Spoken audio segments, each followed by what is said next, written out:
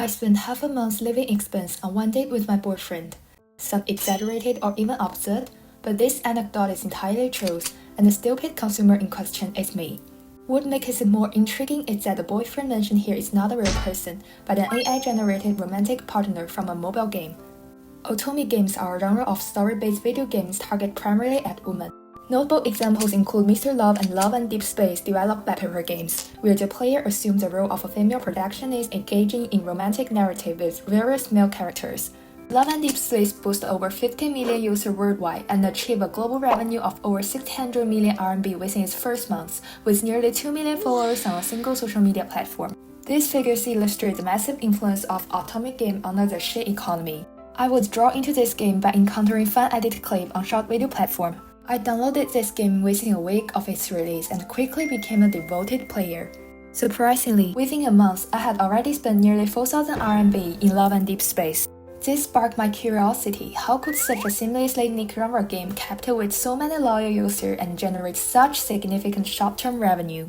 Academic research in China predominantly examines autonomy games through the lens of parasocial relationship and virtual identity, exploring how autonomy games mitigate post-pandemic social isolation, creating digital space where women can construct notion of intimacy. When I ask fellow players about their game motivation, most emphasize the game as a safe space for the emotional satisfaction. In contrast to male-oriented games that often marginalize female characters, Autonomy games use AI behavior modeling and dynamic 3D motion capture to deliver an immersive first-person romance experiences. It's a form of digital utopia where one feels seen and respected. Nevertheless, some critics argue that infatuation with virtual AI boyfriend may reflect a problematic worldview, suggesting it leads to emotional deorientation in real life, and need to find causes and try to crack it. Therefore, I believe the diverse opinions about autonomy games are worth exploring. For example, Love and Deep Space recently introduced a period tracking feature. The comment section overflowed with gratitude, and many girls share personal stories about their period struggles.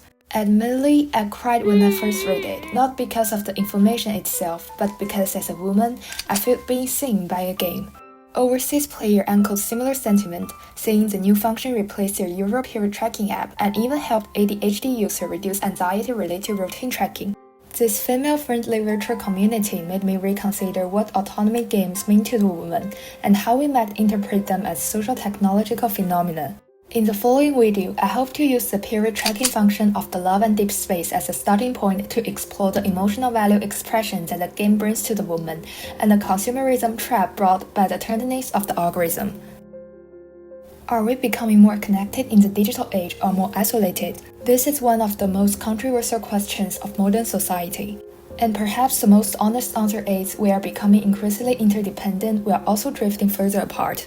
Sociologist Otome provides a useful framework for understanding this paradox in his theory of social division of labor. In traditional societies, people were held together by what he called mechanical solidarity, a social cohesion based on family ties, shared routine, and common values. These communities were largely homogeneous, with limited specialization and a collective conscience with guided behavior.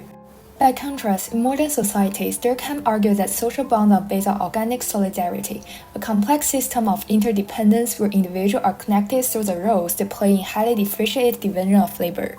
People no longer rely on direct personal connections, instead they rely on systems of functional cooperation.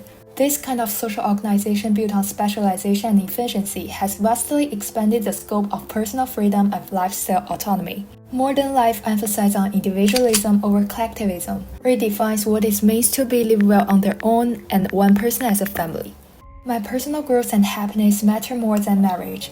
I could get married, but only if it contributes to my fulfillment as an individual. This shift in personal priority has deeply influenced by the rise of social media technology. These digital tools have not only made communication more convenient, but have also empowered women to reimagine marriage as a choice rather than as a social necessity. Meanwhile, the commercial development of urban life has reduced our reliance on traditional family structure.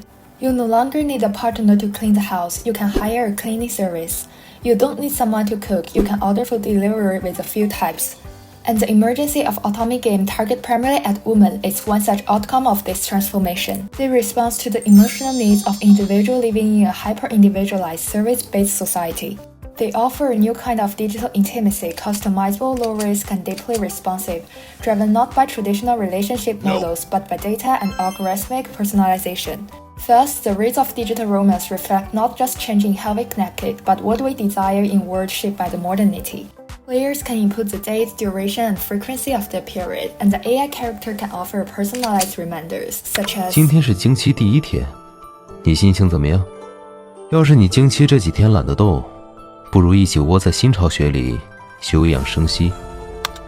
来月经时，体内激素水平产生变化，所以身体也可能会有一些不适应，像是腰酸、头痛、胃口不好。These messages are not robotic but emotionally intelligent and tailored to individual players based on their interaction history and preference. This is why I became so quickly immersed, even justifying the financial investment. The services I purchased gave me confidence and comfort in living alone. However, this may also raise a broader debate. Does female consumption power equal to female empowerment? Some scholars argue that in-game spending signifies autonomy and demand, which deserve gender respect in digital economies. Others caution that this narrative oversimplifies deeper structural issues like women's underrepresentation in production roles and risk promoting superficial empowerment through symbolic consumption. In Autonomy games, emotional bonding with virtual characters often come at a cost. For example, Love and Deep Space released over 20 character-based acha posts in just 3 months. Players are categorized into VIP tier based on spending, with exclusive events and scenes available only to those who spend over a certain amount. This prompts some players to launch Stop Spending campaign online, protesting the emotional monetization mechanisms. Thousand Weekly further criticizes this as a form of emotional exploitation masked as algorithmic tenderness. The game's AI-based emotional feedback algorithm fostering emotional dependency, particularly among minors. Offline fun events and branded merchandise also serve to deepen consumer loyalty, such as collaboration with KFC. Moreover, the game's privacy policy requires users to submit personal data like names, income level, and even facial recognition.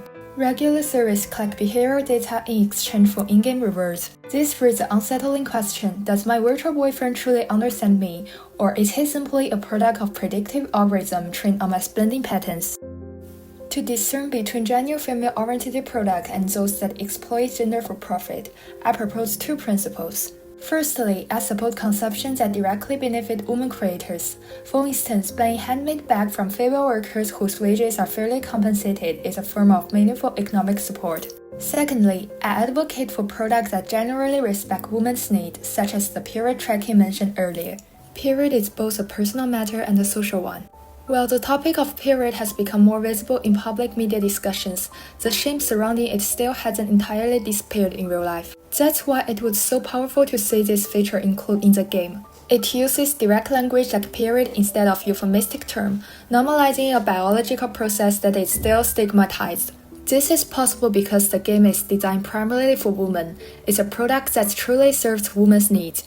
Whether it's the AI tracking function or how the storyline reflects here from in-game characters, these often overlooked details are finally being acknowledged. It's a sign of women's growing consumer power. The in-game public account even featured an article written by a female doctor, covering topics from "Can you exercise during your period?" to "How do you know if your flow is normal?" from "What to do if your period is late?" to "How to relieve cramps quickly." It provides not just technical functionality, but emotional care through storyline and educational resources created by female health professions. In commercial society, female freedom to choose what they consume is a form of empowerment. Autonomy games, with all their flaws, offer a glimpse into the unmet desire of women that traditional markets have long ignored. Not through period tracking feature, but also through fitness system, mental health support, or intimate storytelling, they give voice to female experiences. However, we must remain alert to the opaque algorithm and invasive data practice behind these games. Though most Autonomy games are rated 16+, many minors still spend significant amount of parents' money, trigger public concern. The rise of the share economy in digital spaces is encouraging, but true empowerment lies in maintaining autonomy, both financially and emotionally. Whether or not you are an Autonomy game player, I hope you take this as an invitation to recognize your own needs, assert your right to choose, and advocate for products that truly serve diverse female experiences. Let us not just consume, but also critique, reflect, and push for an industry that respects rather than exploits our stories. I look forward to more media products serving women's desire appearing in the modern market.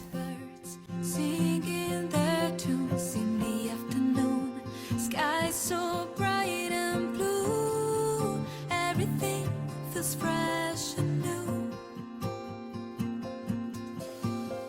And then I saw you